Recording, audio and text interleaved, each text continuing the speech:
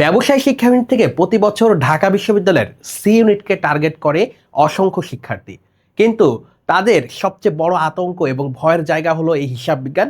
হিসাব বিজ্ঞান কিভাবে খুবই অল্প সময়ে দ্রুত সলভ করা যায় এইটা যেমন তারা জানে না, একইভাবে প্রশ্ন প্যাটার্ন সম্পর্কে শুরু থেকেই প্রিপারেশন না নেওয়ায় হিসাব বিজ্ঞানের ক্ষেত্রে শেষ পর্যন্ত কিন্তু একটা ভীতি থেকে যায় এবং অসংখ্য শিক্ষার্থী এই হিসাব বিজ্ঞানে অনেক কম মার্কস পেয়ে ঢাকা বিশ্ববিদ্যালয়ে অল্পের জন্য চান্স পায় না।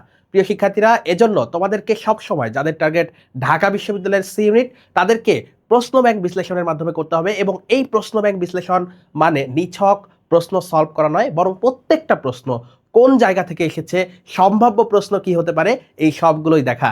আজকের ক্লাসে আমরা ঢাকা বিশ্ববিদ্যালয়ের সি ইউনিটের হিসাব বিজ্ঞানের 2022-23 শিক্ষাবর্ষের এমসিকিউ এবং রিটেন সলভ করব। সেগুলো কোন জায়গা থেকে এসেছে সেগুলো দেখব এবং প্রত্যেকটা টপিক আইডেন্টিফাই করে দেখব সম্ভাব্য প্রশ্ন কি হতে পারে আগামীতে ইনশাআল্লাহ। তো চলো আমরা শুরু করে দিই 2022-23 শিক্ষাবর্ষের এমসিকিউ দিয়ে হিসাব বিজ্ঞানের। প্রথম এমসিকিউতে বলছে অবিরাম মজুত পণ্য পদ্ধতি ব্যবহৃত হয় এমন একটি পণ্যদ্রব্য বিক্রয়কারী কোম্পানির খতিয়ানের নিচের কোন হিসাব থাকবে না।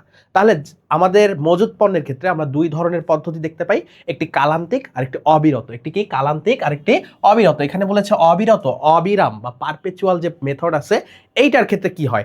এখন এই যে অবিরত পদ্ধতিতে যারা হিসাব সংরক্ষণ করে তারা প্রত্যেকবার পণ্য ক্রয় এবং বিক্রয়ের সাথে মজুত পণ্য নামক হিসাবটি লিপিবদ্ধ করে। অর্থাৎ পণ্য যখন ক্রয় করে তখন মজুত পণ্যকে ডেবিট করে, পণ্য ক্রয় না করে। তারপর যখন ক্রয় বার্তা বা ক্রয় ফেরত দেয় তখন মজুত পণ্য হিসাবকে কি করে, ক্রেডিট করে দেয়। তখন কি করে, ক্রেডিট করে দেয়। অর্থাৎ তোমার কাছ থেকে পণ্য চলে গেলে ক্রয় ফেরত হইলে তখন সেটাকে মজুত পণ্য নামে ক্রেডিট করে, ক্রয় ফেরত না দিয়ে।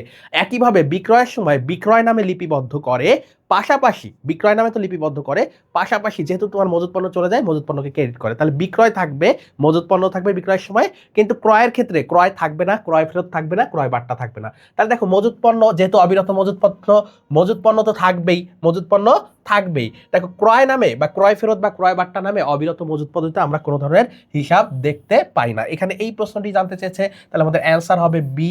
এরপর দেখো বিক্রয় ফেরত থাকবে, কারণ বিক্রয় নামেও হিসাব করি, আবার কি করি বিক্রয় ফেরত বা হচ্ছে মজুত পণ্য দুইটা হিসাব কিন্তু করি আমরা বিক্রয়ের ক্ষেত্রে অবিরাম মজুত পদ্ধতিতে। তাহলে এইটা পাওয়া যাবে। এরপর দেখো বিক্রিত পণ্যের ব্যয় পাওয়া যাবে। তাহলে দুইটা হিসাব আসবে, সেটা হচ্ছে বিক্রিত পণ্যের ব্যয় এবং মজুত পণ্য নামক দুইটা অতিরিক্ত হিসাব আসবে আমাদের এই অবিরাম মজুত পণ্য পদ্ধতিতে। তাহলে এই প্রশ্নটা কোন জায়গা থেকে আসলো? এই প্রশ্নটা আমাদের যে হিসাব বিজ্ঞানের মজুত পণ্যের ক্ষেত্রে যে দুইটা পদ্ধতি আছে, এই দুইটা পদ্ধতি অর্থাৎ অবিরাম এবং কালান্তিক পদ্ধতি, এই দুইটা বিষয়ের সারসংক্ষেপ থেকে কিন্তু এসেছে। এরপরে দুইতে যাব আমরা। রাসনা কোম্পানি 10% হারে 1 লক্ষ টাকা ঋণপত্র, 12% হারে 2 লক্ষ টাকার অগ্রাধিকার যুক্ত শেয়ার এবং প্রতিটি 10 টাকা মূল্যের 50,000 সাধারণ শেয়ার রয়েছে। যদি কোম্পানির নিট মুনাফা দেখো কত বলেছে, 1,59,000 টাকা হয়, তবে সাধারণ শেয়ার হোল্ডারগণ শেয়ার প্রতি সর্বোচ্চ কত টাকা লভ্যাংশ পেতে পারে। তাহলে শেয়ার প্রতি লভ্যাংশ আমাদেরকে বের করতে বলেছে, শেয়ার প্রতি লভ্যাংশ। তাহলে দেখো এই যে নিট মুনাফা থেকে তুমি আর কি কি ব্যয় বাদ দিতে পারো, বা নিট মুনাফা বের করার সময় তুমি কি কি ব্যয় বাদ দিয়ে বা পরিচালন ব্যয় বাদ দিয়ে মোট মুনাফা থেকে পরিচালন ব্যয় বাদ দেওয়ার পর আমরা নিট মুনাফা পাই। তাহলে এই যে নিট মুনাফা পাওয়ার ক্ষেত্রে আমাদের কিন্তু এই যে ঋণপত্রের যে খরচটা, এই যে ঋণপত্রের খরচ এটা ইতোমধ্যে বাদ দেওয়া হয়ে গিয়েছে। তাহলে এইটা আমাদের আর কোনো কাজে লাগবে না। এই তথ্যটা বা এই যে ঋণপত্রের যে 10% সুদ, এইটা কিন্তু আমরা বাদ দিয়ে ফেলছি। তাহলে এইটা আর কাজে লাগবে না। এই তথ্যটা দিয়েছে তোমাদেরকে কনফিউজ করার জন্য। তাহলে আমাদের কোনোভাবেই কনফিউশন বা কনফিউজ হওয়া যাবে না এই ক্ষেত্রে। এবং আমাদেরকে কি করতে হবে, আমরা সব সময় এই যে ঋণপত্রের ব্যয় মনে রাখবো যে নিট মুনাফা বের করার সময় আমরা ইতিমধ্যে বাদ দিয়ে ফেলেছি। তাহলে এই ঋণপত্র আমরা আর হিসাবেই আনবো না এই ধরনের প্রশ্নের ক্ষেত্রে। এরপরে দেখো তোমাদেরকে বলেছে 12% 2 লক্ষ টাকার অগ্রাধিকার যুক্ত শেয়ার। তাহলে আমরা অগ্রাধিকার শেয়ারের লভ্যাংশ কিন্তু কখনোই বাদ দেই না নিট লাভ বের করার ক্ষেত্রে। তাহলে এইটা আমাদেরকে বাদ দিতে হবে, এটা আমাদেরকে বাদ দিতে হবে। তারপরে এই অগ্রাধিকার শেয়ার মালিকরা টাকা পাওয়ার পর আমাদের যে সাধারণ শেয়ার মালিক আছে তারা লভ্যাংশ পাবে। তাহলে এই যে অগ্রাধিকার শেয়ার মালিকদের দেখো লভ্যাংশ কত হয়, অগ্রাধিকার শেয়ার মালিকদের লভ্যাংশ কত হবে, 2 লক্ষ টাকা গুণ কত পার্সেন্ট, 12%, 2 লক্ষ মাল্টিপ্লাইড বাই 12%, তাহলে কত হয়, তাহলে 24,000 টাকা। তাহলে 24,000 টাকা আমাদের নিট লাভ থেকে বাদ দিতে হবে। তাহলে নিট লাভ ছিল কত, 1,59,000 টাকা। নিট লাভ ছিল 1,59,000, সেখান থেকে আমরা যদি এই লভ্যাংশটা বাদ দিই 24,000, তাহলে কত থাকে, তাহলে 1,35,000 টাকা থাকে, 1,35,000 টাকা থাকে। তাহলে এই যে 1,35,000 টাকা কারা পাবে? সাধারণ শেয়ার মালিকরা পাবে। তাহলে এই পুরোটাই যদি নগদ লভ্যাংশ আকারে দেওয়া হয় তাহলে সেইটা হবে সর্বোচ্চ লভ্যাংশের পরিমাণ। আমাদেরকে বলেছে সর্বোচ্চ কত পরিমাণ লভ্যাংশ পেতে পারে প্রতিটা শেয়ারের ক্ষেত্রে। তাহলে আমাদের এই 1,35,000 টাকা আমরা কাদের মধ্যে বন্টন করতে পারবো? সাধারণ শেয়ার মালিকদের মধ্যে। এখন সাধারণ শেয়ার মালিক আছে কতজন? 50,000টা সাধারণ শেয়ার আছে। তাহলে এই 50,000টা সাধারণ শেয়ারের বিপরীতে আমরা 1,35,000 টাকা দিয়ে দিতে পারবো। তাহলে আমরা যদি একটু ভাগ করি, দেখো এখানে 3টা শূন্য কিন্তু আমরা কেটে দিতে পারি, উপর থেকেও 3টা শূন্য কেটে দিতে পারি। এখন তোমরা যদি 135কে 50 দিয়ে ভাগ করো তাহলে কত আসবে তোমরা একটু দেখো, 50 ভাগ 135, তাহলে 2 বার যায়।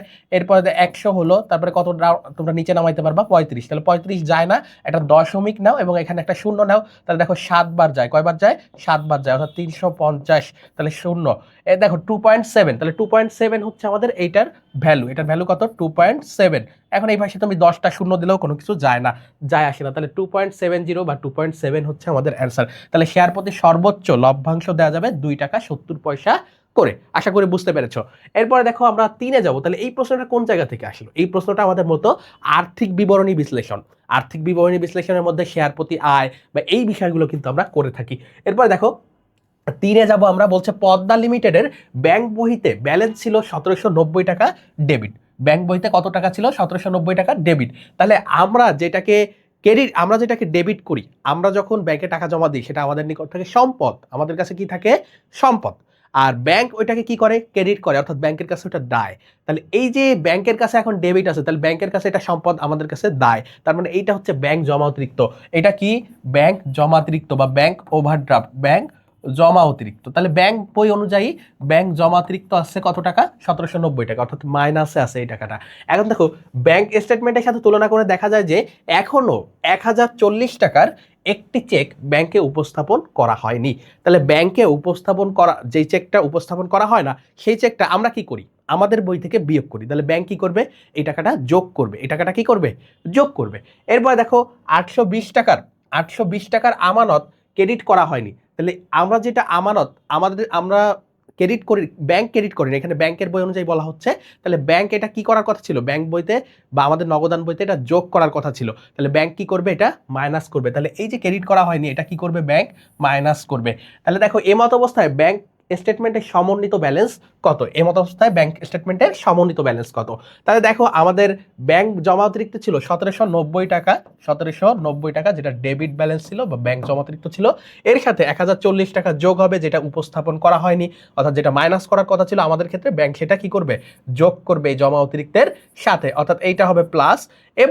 এবং হচ্ছে আমাদের যে 820 টাকার আমানত, এটা হবে ব্যাংকের ক্ষেত্রে কি? ব্যাংক জমা অতিরিক্ত ছিল, তাহলে তুমি টাকা জমা দিচ্ছ, তুমি টাকা কি করতেছো? জমা দিচ্ছ। তাহলে জমা অতিরিক্তের পরিমাণটা বা ওভারড্রাফটটা আস্তে আস্তে কমে যাচ্ছে। আগে ব্যাংক তোমার কাছে টাকা পাইতো, এখন তুমি যদি ব্যাংকে জমা দাও, এই যে 820 টাকা যদি জমা দাও, তাহলে ব্যাংক তোমার কাছে যে টাকাটা পাইতো, যে দায়টা ছিল সেটা কমে যাবে। তাহলে এই জন্য আমরা কি করব? বিয়োগ করব 820 টাকা, এটা হচ্ছে বিয়োগ করব। তাহলে দেখো আমাদের ডেবিট ব্যালেন্স কত আসে সমন্বিত জের অনুযায়ী ব্যাংকের। তাহলে এই দুইটা যোগ করলে শূন্য, শূন্য থেকে শূন্য বাদ দিলে শূন্যই থাকে। 9 আর 4 হচ্ছে 13, 13 থেকে 2 বাদ দিলে 1, হাতে হচ্ছে আমাদের 1 থাকলো, হাতে কত থাকলো? 1। এখন দেখো এই যে 7 আর 1 8, তাহলে এখানে আমাদের শূন্য হচ্ছে 8 থেকে 7 আর 1 8, 8 থেকে 8 বাদ দিলে হচ্ছে শূন্য, এবং 1 আর 1 যোগ করলে আমাদের 2 আসতেছে। তাহলে 2010 টাকা হচ্ছে ডেবিট। তাহলে এইটা দেখো বড়, এই যে ডেবিট, এই অংশটা ক্রেডিট আর এইটাও ডেবিট, তাহলে ডেবিট অংশটা বড়। তাহলে 2010 টাকা হচ্ছে আমাদের ডেবিট ব্যালেন্স, সমন্বিত জেরের ডেবিট ব্যালেন্স হচ্ছে 2010 টাকা। তাহলে আমাদের অ্যান্সার কি? অ্যান্সার হচ্ছে বি। তাহলে এই প্রশ্নের অ্যান্সার কি হবে? বি। এটা আমাদের ব্যাংক সমন্বয় বিবরণী থেকে এসেছিল। এই ব্যাংক সমন্বয় বিবরণী একটু তোমাদেরকে বুঝে বুঝে করতে হবে, যেহেতু 4 ধরনের ব্যালেন্স দিয়ে করা যায়। একটা হচ্ছে আমাদের নগদান বই অনুযায়ী ডেবিট, তারপর নগদান বই অনুযায়ী ক্রেডিট, ব্যাংক বিবরণী অনুযায়ী ক্রেডিট বা ব্যাংক বিবরণী অনুযায়ী ডেবিট। এরপর দেখো নিচের কোনটি করণিক ভুল নয়? তাহলে দেখো এই প্রশ্নটা কোন জায়গা থেকে এসেছে? এই প্রশ্নটা আমাদের রেওয়ামিল থেকে এসেছে। রেওয়ামিলের ক্ষেত্রে আমরা 2 ধরনের ভুল দেখতে পারি, একটা হচ্ছে নীতিগত আর একটা করণিক। তাহলে প্রধানত 2 ধরনের ভুল দেখতে পারি, একটা নীতিগত আর একটা করণিক। এন্ড করণিকের ভিতর আরো 5 প্রকার পাবা, কোনো বইতে 4 প্রকার পাবা, যেমন বাদ পড়ার ভুল, লেখার ভুল, তারপরে পরিপূরক ভুল, এই টাইপের ভুল তোমরা আরো 4-5 প্রকার পাবা। কোনো বইতে 4 প্রকার আছে, কোনো বইতে 5 প্রকার আছে। তাহলে দেখো নিচের কোনটি করণিক ভুল নয়? তাহলে করণিক ভুল নয় হচ্ছে আমাদের যেটা নীতিগত ভুল, তাহলে করণিক ভুলের বিপরীত হচ্ছে নীতিগত ভুল। তাহলে দেখো এই যে নীতিগত ভুল হচ্ছে আমাদের করণিক ভুল নয়। তাহলে নীতিগত ভুল মানে কি, মূলধন জাতীয় লেনদেনকে মুনাফা জাতীয় বা মুনাফা জাতীয় লেনদেনকে মূলধন জাতীয় লিপিবদ্ধ করা। আর এই যে করণিকের মধ্যে পরিপূরক ভুল বা পূরক ভুল, বাদ পড়ার ভুল, লিখনের ভুল, এই সবগুলোই কি পরিপূরক, এই সবগুলোই হচ্ছে আমাদের করণিক ভুল। এই সবগুলোই আমাদের কি করণিক ভুলের মধ্যে চলে যায়, করণিক ভুলের মধ্যে পড়ে। তাহলে অ্যান্সার হচ্ছে আমাদের নীতিগত ভুল। এরপরে আমাদের 5-এ চলে যেতে হবে। 5-এ বলছে 4 বছর পূর্বে রূপম ট্রেডার্স 1 লক্ষ টাকা ব্যয়ে একটি যন্ত্র ক্রয় করে যার আয়ুষ্কাল হচ্ছে 5 বছর। ভগ্নাবশেষ মূল্য দেওয়া আছে 5,000 টাকা অনুমান করা হয়, সেই থেকে এটিকে সরলরৈখিক পদ্ধতিতে অবচয় ধার্য করা হয়। তাহলে পদ্ধতি কোনটা, সরলরৈখিক বা আমাদের স্ট্রেট লাইন মেথড। আজ এটি যদি 30,000 টাকায় বিক্রয় করা যায় তাহলে বিক্রয় থেকে কত টাকা লাভ বা ক্ষতি হবে। তাহলে লাভ বা ক্ষতি বের করতে গেলে সবসময় আমাদেরকে কি লাগবে, বই মূল্য লাগবে। সবসময় আমাদের কি লাগবে, লাভ বা ক্ষতি যদি বের করতে চাও তাহলে তোমাকে সর্বপ্রথম বই মূল্য বের করতে হবে। কি বের করতে হবে, বই মূল্য, বুক ভ্যালু, বই মূল্য বা বুক ভ্যালু। এরপরে তুমি দেখবা এই বই মূল্যের চেয়ে যদি তুমি বেশি দামে বিক্রি করতে পারো তাহলে তোমার লাভ হয়েছে, যদি কম দামে বিক্রি করো তাহলে ক্ষতি হয়েছে। এখন দেখো এটার বই মূল্য যদি আমাদেরকে বের করতে হয়, বই মূল্যের সূত্র হচ্ছে ক্রয় মূল্য মাইনাস পুঞ্জীভূত অবচয়। ক্রয় মূল্য মাইনাস পুঞ্জীভূত অবচয়, অর্থাৎ যে কয় বছর আমাদের ওভার হয়েছে, যে কয় বছর শেষ হয়েছে সেই কয় বছরের অবচয়ের যোগফল, পুঞ্জীভূত অবচয়। ওকে, এখন দেখো এটা হচ্ছে 4 বছর পূর্বে কিনছে, তাহলে 4 বছরের অবচয়কে আমরা যোগ করে বা যে অবচয় 1 বছরে বের হবে বার্ষিক অবচয়, যেহেতু সরলরৈখিক পদ্ধতি প্রত্যেক বছর অবচয় সমান, সেটাকে 4 দিয়ে গুণ করলে আমরা পুঞ্জীভূত অবচয় পাবো। ক্রয় মূল্য আমরা পেয়েছি 1 লক্ষ টাকা, কিন্তু আমাদের অবচয় আমাদেরকে জানতে হবে। তাহলে আমরা বার্ষিক অবচয় আগে দেখি, বার্ষিক অবচয় অর্থাৎ প্রত্যেক বছরের অবচয় কত হবে। ক্রয় মূল্য দেখো দেওয়া আছে 1 লক্ষ, কত আছে 1 লক্ষ, মাইনাস ভগ্নাবশেষ মূল্য কত আছে 5,000, ডিভাইডেড বাই আয়ুষ্কাল কত বছর, আয়ুষ্কাল হচ্ছে 5 বছর। তাহলে 5 দিয়ে ভাগ করো, তাহলে 1 লক্ষ থেকে 5 বাদ দিলে 95,000, 95কে 5 দিয়ে ভাগ করলে কত হয় 19,000। তাহলে বার্ষিক অবচয় হচ্ছে 19,000। তাহলে প্রত্যেক বছর 19,000 টাকা করে অবচয় হয়। তাহলে 4 বছর ধরে অবচয় জমা হয়েছে। তাহলে 4 বছর পূর্বে যেহেতু কিনছিল, 4 বছরের অবচয় কত হয় বা পুঞ্জীভূত অবচয় কত হয় 4 বছরে, 4 বছরে পুঞ্জীভূত অবচয়, 4 বছরে পুঞ্জীভূত অবচয় কত, 19,000 গুণ 19,000 গুণ 4, 19,000 গুণ 4 অর্থাৎ 76,000 টাকা। কত টাকা, 76,000 টাকা। এখন দেখো ক্রয় মূল্য ছিল আমাদের 1 লক্ষ টাকা। ক্রয় মূল্য কত ছিল, যদি একটু ছোট করে লিখি, ক্রয় মূল্য ছিল আমাদের 1 লক্ষ টাকা। আমি 100 ধরলাম, 3টা শূন্য বাদ দিয়ে, এবং পুঞ্জীভূত অবচয় আমরা 76,000 পেয়েছি, তাহলে আমি 76 বাদ দিই, ঠিক আছে। তাহলে কত থাকে, 1 লক্ষ থেকে 76,000 যদি বাদ দাও তাহলে 24, এবং 3টা শূন্য আমি অ্যাড করে নিই, তাহলে 24,000 হচ্ছে আমাদের কি মূল্য, এই বই মূল্য হচ্ছে আমাদের 24,000 টাকা। এখন এইটা হচ্ছে তুমি বেশি দামে বিক্রি করছো নাকি কম দামে বিক্রি করছো। এখন দেখো তুমি বিক্রি করছো হচ্ছে 30,000 টাকায়, কত টাকা বিক্রি করছো 30,000, অর্থাৎ বেশি দামে বিক্রি করছো, বেশি দামে। এই যে বেশি দামে যে বিক্রি করলা, বেশি দামে বিক্রি করলে তোমার লাভ হয়েছে। তাহলে তুমি বিক্রি করছো 30,000, কিন্তু তোমার প্রকৃত মূল্য বা বই মূল্য বা বুক ভ্যালু আছে 24,000, তাহলে তোমার লাভ হয়েছে 6,000। তাহলে তোমার লাভ হয়েছে কত, লাভ হয়েছে 6,000। যদি কম দামে বিক্রি করতাম তাহলে ক্ষতি হতো। তাহলে 30 মাইনাস 24 অর্থাৎ লাভ হচ্ছে 6,000 টাকা। লাভ হচ্ছে কত, 6,000 টাকা। আশা করি বুঝতে পারছো। তাহলে লাভ হচ্ছে 6,000 টাকা। তাহলে এই প্রশ্নটা কোথা থেকে আসছে, এটা আমাদের যে দৃশ্যমান এবং অদৃশ্যমান সম্পদের হিসাব আছে সেখান থেকে এসেছে, অর্থাৎ অবচয়ের অধ্যায় তোমরা যেটাকে বলে থাকো। 6 আসো, 6-এর ক্ষেত্রে বলতেছে 1 এপ্রিল 2023 তারিখে, 1 এপ্রিল 2023 তারিখে 3 বছরের জন্য প্রদত্ত বীমা প্রিমিয়ামের 36,000 টাকা বীমা খরচ হিসাবে দেখানো হয়ে গিয়েছে। তাহলে আমরা 3 বছরের জন্য যদি দিই তাহলে সেটা অগ্রিম বীমা হওয়ার কথা, কিন্তু আমরা কি করছি, খরচ হিসাবে দেখাই ফেলছি। কি করছি, খরচ হিসাবে। 30 এপ্রিল 2023 তারিখে এ লেনদেনের সমন্বয় দাখিলা কি হবে। তাহলে দেখো তোমার 1 মাস কিন্তু অতিবাহিত হয়ে গেছে, 1 মাস অতিবাহিত হয়ে গেছে। তুমি দিয়েছিলে 1 এপ্রিল, এখন 30 এপ্রিলে সমন্বয় করতে বলছো, তাহলে 1 মাসের খরচ কিন্তু হয়ে গেছে। তাহলে 36,000 টাকা যদি 3 বছরে হয়, 3 বছরে কত মাস, 3 বছরে 36 মাস। তাহলে 1 মাস তোমার অতিবাহিত হলো, তাহলে প্রত্যেক মাসে খরচ কত, 1 মাসে খরচ হচ্ছে 1,000 টাকা। 1 মাসে খরচ, বীমা খরচ হচ্ছে 1,000 টাকা, 1,000 টাকা। ওকে, তাহলে আমাদের 1 মাস তো ওভার হয়ে গেছে, আমরা অগ্রিমটাকে খরচ হিসেবে দেখা পেয়েছিলাম। তাহলে এই খরচ আমরা ডেবিট করছি। তাহলে খরচ যদি ডেবিট করি, এটাকে সমন্বয় করতে গেলে আমাদের কি করতে হবে, খরচটাকে ক্রেডিট করতে হবে আর অগ্রিম বীমাকে ডেবিট করতে হবে। এখন অ্যামাউন্টটা কত হবে, অ্যামাউন্টটা যেহেতু 1 মাস ওভার হয়ে গেছে, তাহলে আমার অগ্রিম বীমার পরিমাণ থাকলো কত, 35,000 টাকায়। 36 থেকে আর কত হাজার থাকলো, 35। 1 মাসের যেহেতু খরচ হয়ে গিয়েছে, তাহলে আমরা কি লিখবো, অগ্রিম বীমার ডেবিট 35,000 টাকা, এবং যেটা আমরা খরচ দেখাইছিলাম 36,000 টাকা, সেখান থেকে 35,000 টাকা ক্রেডিট করে খরচটাকে কমিয়ে দেব। তাহলে অগ্রিম বীমা 35,000 টাকা হচ্ছে আমাদের ডেবিট, বীমা খরচ 35,000 টাকা হচ্ছে ক্রেডিট। অর্থাৎ আমরা খরচ দেখা পেয়েছিলাম, সেই খরচটাকে কমিয়ে দিলাম 35,000 টাকা, যেহেতু 1 মাস অতিবাহিত হয়ে গেছে। এবং তোমার আমরা কি করলাম, একটা সম্পদকে ডেবিট করলাম, যেটা আমাদের দেওয়ার কথা ছিল। 36,000 কেন করলাম না, কারণ 1 মাস অতিবাহিত হয়ে গেছে। যদি শুরুতেই করতাম তাহলে 36,000 হইতো দুই জায়গায়। ওকে, আবার এই প্রশ্নটা অন্যভাবে আসতে পারে, তোমাদেরকে বলতে পারে যে অগ্রিম বীমা লেখা হয়েছে 36,000 টাকা, খরচ না দেখিয়ে 1 মাস অতিবাহিত হওয়ার পর সমন্বয় কি হবে, তখন তোমাদেরকে লিখতে হতো বীমা খরচ ডেবিট 1,000 টাকা, অগ্রিম বীমা ক্রেডিট 1,000 টাকা। ওকে, তো এইভাবেও কিন্তু সমন্বয় আমাদের আসতে পারে। তাহলে অ্যান্সার হচ্ছে এই সি, এই অ্যান্সার হচ্ছে আমাদের এটা। তাহলে সি হচ্ছে আমাদের অ্যান্সার। আশা করি বুঝতে পেরেছো এখান থেকে কি প্রশ্ন আগামীতে হতে পারে, সেটাও কিন্তু তোমরা বুঝলা। এরপরে আমরা সাথে যাব বাজেয়াপ্তকৃত শেয়ার পুনঃবিক্রয়ের পর শেয়ার বাজেয়াপ্তকরণ হিসাবে জের কোন হিসাবে স্থানান্তরিত হবে। তাহলে দেখো, কোনো শেয়ার যদি কোনো কারণে তুমি কিনতে ব্যর্থ হও, তুমি ধরো আবেদন করছিলা বা প্রথম তলবের টাকা দিয়েছো, এরপরে যখন তলব করছে তুমি টাকা দিতে পারো নাই, তাহলে এই টাকাটা হবে হচ্ছে বাজেয়াপ্তকরণ। অর্থাৎ তুমি ব্যর্থ হইছো, যে কোনো তলবে বা তোমাকে কল করছে টাকা দেওয়ার জন্য, তুমি ব্যর্থ হইছো, অর্থাৎ তোমার যে আবেদন করছিলা সেই টাকাটা তুমি আর ফেরত পাবা না। তাহলে এই যে ফেরত পাবা না, এটা হচ্ছে কোম্পানির জন্য একটা মূলধন জাতীয় লাভ, এবং এটা আমাদের যাবে সবসময় মূলধন সঞ্চিতি হিসাবে। কোথায় যাবে? মূলধন সঞ্চিতি হিসাবে যাবে। তাহলে এটা একটা মূলধন জাতীয় লাভ, এবং এই টাকাটা শেয়ার বাজেয়াপ্তকরণের টাকাটা যাবে মূলধন সঞ্চিতি হিসাবে স্থানান্তর করা হবে। তাহলে অ্যান্সার হচ্ছে আমাদের ডি, অ্যান্সার হচ্ছে আমাদের ডি। 8-এ যাব, সানফ্লাওয়ার কোম্পানি 2022 সালে 1,86,000 টাকা নিট আয় প্রকাশ করে এবং সাধারণ শেয়ারের উপর 26,000 টাকা লভ্যাংশ প্রদান করে। কোম্পানিটির 6% 100 টাকা অভিহিত মূল্যের আরও 10,000। তাহলে দেখো, এই যে 100 টাকা অভিহিত মূল্যের 10,000 অগ্রাধিকার অপঞ্জীভূত বলছে, তার মানে হচ্ছে যে লভ্যাংশ যদি কোনো বছর ক্ষতি হয় পরের বছর আর সেটা পাবে না। তাহলে অপঞ্জীভূত অগ্রাধিকার শেয়ার রয়েছে, এবং অগ্রাধিকার শেয়ারের উপর 60,000 টাকা লভ্যাংশ প্রদান করেছে। শেয়ার হোল্ডারগণের ইকুইটি 2022 সালের 1 জানুয়ারিতে 12 লক্ষ টাকা এবং 31 ডিসেম্বর 22 সনে হচ্ছে 16 লক্ষ টাকা। অর্থাৎ দেখো, সমাপনী এবং প্রারম্ভিক মালিকানা সত্ত্ব বা ইকুইটি দেওয়া আছে, দুইটা ইকুইটি দেওয়া আছে, প্রারম্ভিক এবং সমাপনী। 2022 সনে কোম্পানির সাধারণ শেয়ার হোল্ডারগণের ইকুইটির উপর উপার্জন হার আমাদেরকে বের করতে বলছে। কি বের করতে বলছে? ইকুইটির উপর উপার্জন হার। তাহলে এই ইকুইটির উপর উপার্জন হার আমরা কিভাবে বের করতে পারি? এই ইকুইটির উপর উপার্জন হার, এটাও দেখো আর্থিক বিবরণী বিশ্লেষণ থেকে এসেছে। ইকুইটির উপর উপার্জন হার, মালিকানা সত্ত্বের উপর আয়ের হার, যদি বাংলায় বলো, তাহলে ইকুইটির উপর উপার্জন হার আমরা কিভাবে করতে পারি? তাহলে তোমাদেরকে সবসময় বলেছি, একটু আগেও বলেছি, যে এই ক্ষেত্রে অনেক সময় তোমরা দেখবা যে আমাদের থাকবে না, আমাদের কি থাকবে না, আমাদের কখনো কখনো ঋণপত্র দেওয়া থাকবে তোমাদেরকে কনফিউজ করার জন্য, যদিও এই প্রশ্ন দেওয়া নাই। তাহলে দেখো, এই যে 1,86,000 টাকা, 1,86,000 টাকা হচ্ছে আমাদের নিট আয়। এইটা আমরা উপরে লিখবো, 1,86,000 টাকা, এটা হচ্ছে আমাদের নিট আয়। সবসময় এই নিট আয় থেকে কখনোই ঋণপত্র বাদ দিবা না যদি থাকে। আর সবসময় কোনটা বাদ দিবা?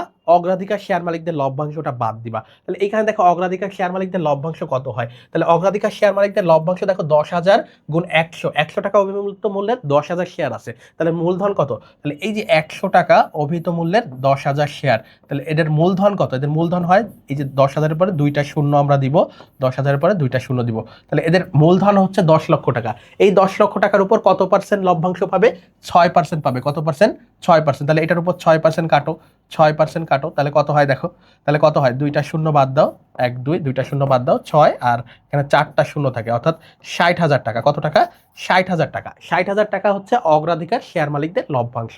অগ্রাধিকার শেয়ার মালিকদের লভ্যাংশ কত? 60,000, যেটা আমরা নিট আয় থেকে বাদ দিব। তাহলে এটা হচ্ছে আমাদের 60,000 বাদ। এরপরে দেখো, এরপর আমাদেরকে কি করতে হবে?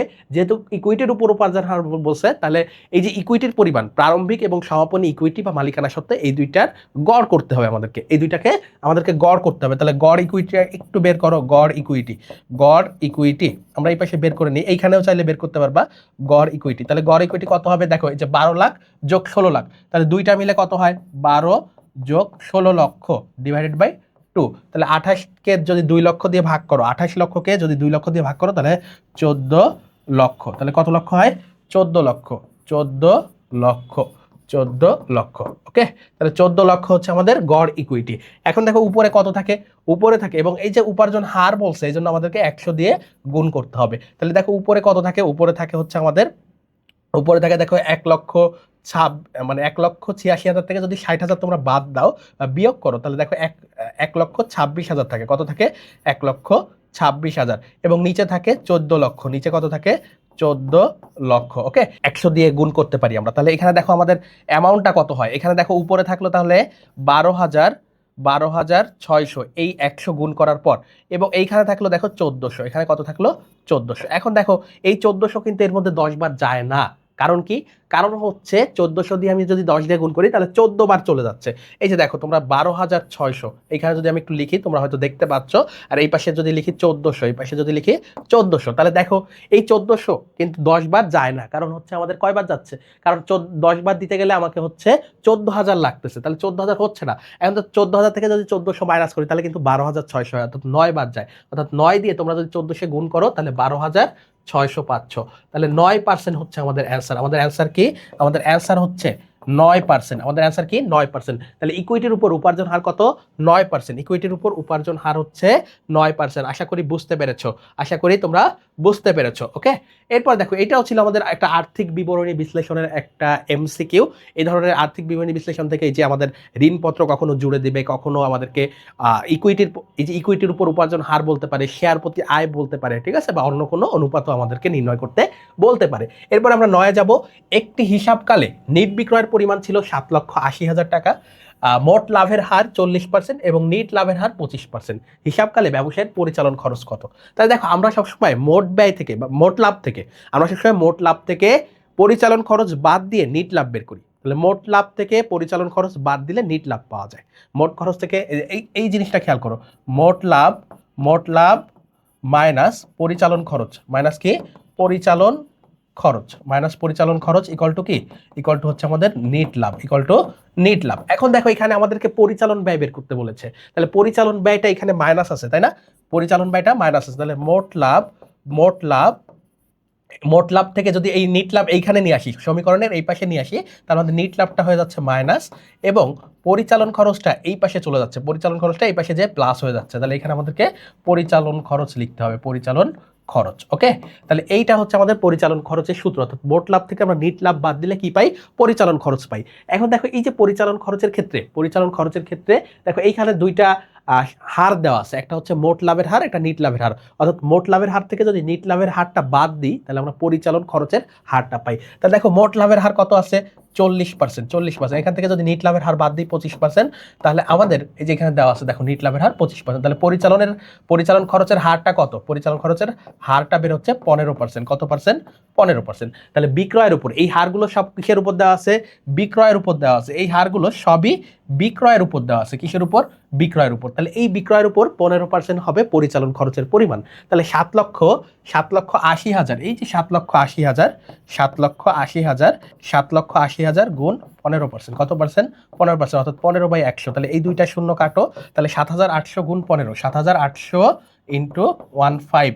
তাহলে দেখো কত হয়? 5 শূন্য 0, 5 শূন্য 0, হাতে কিছু নাই, 5 8 40, শূন্য হাতে 4, 5 7 35 আর 4 39। একটা শূন্য দাও, 1 শূন্য 0, 1 শূন্য 0, 8 1 8, 7 1 7। তাহলে 0 0 0, 9 আর 8 17, 7 হাতে 1, 7 আর 1 8, 8 আর 3 11। তাহলে 1,17,000 টাকা, 1,17,000 টাকা হচ্ছে আমাদের কি? পরিচালন খরচের পরিমাণ। তাহলে পরিচালন খরচ কত? 1,17,000 টাকা। পরিচালন খরচের পরিমাণ কত আসলো আমাদের? 1,17,000 টাকা, 1,17,000 টাকা। তাহলে এটা হচ্ছে আমাদের পরিচালন খরচের পরিমাণ, যেটা আমরা অপশন বিতে দেখতে পাচ্ছি, তাহলে এইটা আমাদের আর্থিক বিবরণী থেকে আসলো। কিভাবে?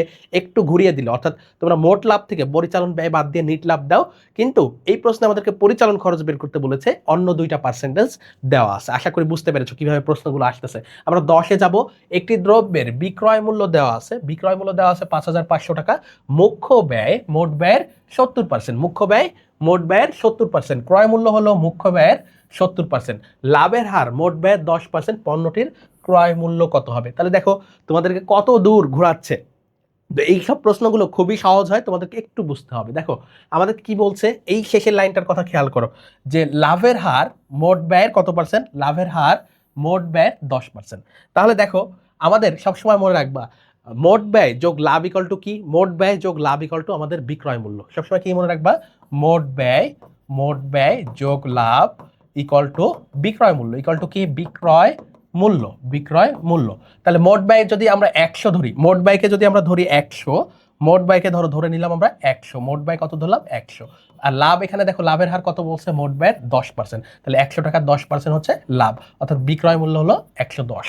তাহলে দেখো মোট ব্যয়কে যদি আমরা 100 ধরি, লাভের পরিমাণ 10% বলা হচ্ছে মোট ব্যয়ের উপর, তাহলে বিক্রয় মূল্যটা হয় 110। এখন খেয়াল করো আমাদের বিক্রয় মূল্য দেওয়া আছে, এই যে তথ্যগুলো দিচ্ছে সবকিছু মোট ব্যয়ের উপর নির্ভরশীল, তাহলে আমাদেরকে সর্বপ্রথম মোট ব্যয়টা বের করতে হবে। তাহলে দেখো বিক্রয় মূল্য দেওয়া আছে, আমরা মোট ব্যয়তে কিন্তু যেতে পারবো এখান থেকে। কিভাবে যেতে পারবো, দেখো বিক্রয় মূল্য আমাদের 100 ধরা অনুযায়ী, আমরা যেটা ধরেছি সেই অনুযায়ী যদি বিক্রয় মূল্য 110 টাকা হয়, তাহলে মোট ব্যয় কত, এই যে বিক্রয় মূল্য 110 হলে আমাদের মোট ব্যয় হচ্ছে 100 টাকা, তাহলে মোট ব্যয় 100 টাকা। বিক্রয় মূল্য যদি 1 টাকা হয়, তাহলে 100 ডিভাইডেড বাই 110, বিক্রয় মূল্য এইখানে যেটা দেওয়া আছে 5500 টাকা, কত টাকা 5500 টাকা যদি হয়, তাহলে 100 ডিভাইডেড বাই 110, এটা আগে থেকে ছিল, এই যে বাড়লো, তার মানে এখানে মাল্টিপ্লাইড হবে, অর্থাৎ গুণ হবে। তাহলে এখন তোমরা যদি কাটাকাটি করতে চাও, এই যে 510কে কিন্তু 110 দিয়ে খুবই সহজে কাটা যায়, অর্থাৎ এইখানে থাকলো 50, এবং এই যে 100 সাথে দুইটা শূন্য আছে, এটা দিয়ে যদি গুণ করো, তাহলে 5000 হচ্ছে আমাদের কি বিক্রয় মূল্য। এইটা কি, এটা হচ্ছে আমাদের বিক্রয় মূল্য, এটা হচ্ছে আমাদের মোট ব্যয়, দুঃখিত, এটা হচ্ছে আমাদের কি মোট ব্যয়, এটা হচ্ছে আমাদের মোট ব্যয়, অর্থাৎ বিক্রয় মূল্য দেওয়া ছিল, আমরা মোট ব্যয়টা বের করে ফেললাম। এখন দেখো অন্যান্য সবকিছুই আমাদের বের হয়ে যাবে, আমাদের অন্যান্য সব বিষয়গুলো বের হয়ে যাবে। তাই দেখো মুখ্য ব্যয় মোট ব্যয় 70%, কি বলতেছে মুখ্য ব্যয়, এই মুখ্য ব্যয় মোট ব্যয় 70%, তাহলে মোট ব্যয় আমাদের 5000 টাকা, তাহলে মুখ্য ব্যয় কত, এই মুখ্য ব্যয় হচ্ছে আমাদের 5000 গুণ 70%, অর্থাৎ 70/100, অর্থাৎ এই একটা শূন্য কাটো, এখান থেকে একটা শূন্য কাটো, 5 7 35, অর্থাৎ 3500 টাকা হচ্ছে আমাদের মুখ্য ব্যয়। 3500 কি মুখ্য ব্যয়। এখন দেখো এই 3500 মুখ্য ব্যয় বের করলাম, আবার মুখ্য ব্যয় হচ্ছে ক্রয় মূল্যের সাথে নির্ভরশীল, তাহলে দেখো ক্রয় মূল্য হলো মুখ্য ব্যয় 70%, তাহলে মুখ্য ব্যয় 70% হচ্ছে, মুখ্য ব্যয় হচ্ছে 3500 টাকা, এটা 70% আমাদেরকে আবারও করতে হবে। তাহলে ক্রয় মূল্যটা আমরা এখন বের করবো, ক্রয় মূল্য ইকুয়াল